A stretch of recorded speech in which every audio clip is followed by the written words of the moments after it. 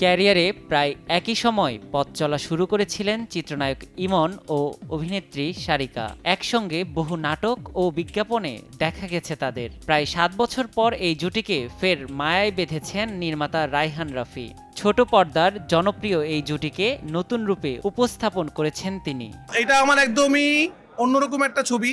এটা আমার web film. আপনারা জানেন আমি সিনেমার পাশাপাশি ওয়েব ফিল্ম বানাই। এটা তুফানের আগেই আমার নির্মাণ করা। চিন্তা করছিলাম যে আসলে আমি এই ছবিটাতে এমন দুজন কাস্টিং করতে চাই যারা একসময়কার অনেক বড় স্টার ছিল, যারা অনেক জনপ্রিয় ছিল, যারা এখনও কাজ করছে। তা আমরা ওই সময়কার একটা জনপ্রিয় জুটিকে নিয়ে কাজ করার চেষ্টা করেছি, ইমন এবং সারিকা। এবং আমার চ্যালেঞ্জ ছিল যে এই দুজনকে আসলে নতুন করে কিছুটা আবিষ্কার করবো আর কি। মায়া দিয়ে ওটিটিতে অভিষেক হলো চিত্রনায়ক ইমনের। দাম্পত্য জীবনে নানা টানাপোড়েন থাকা সত্ত্বেও দুজন মানুষ কি অদ্ভুত মায়ায় একে অন্যকে ভালোবেসে কাটিয়ে দেয় সারাটা জীবন। তারই এক খণ্ডচিত্র উঠে এসেছে ওই ফিল্মটিতে।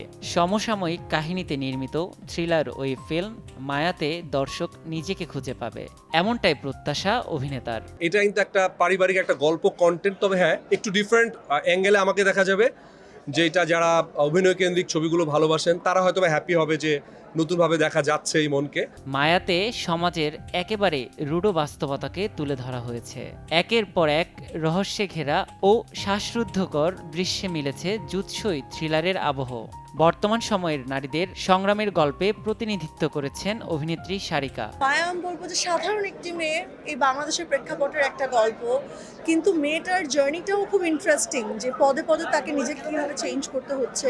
আলটিমেটলি যে আসলে এই গল্পে একটা মেসেজ আছে, সেই মেসেজটা আমরা এখনই রিভিল করতে চাই না। এদিকে মায়ার ট্রেলার দেখে মুগ্ধ অভিনেত্রী বিদ্যা সিনহা মিম।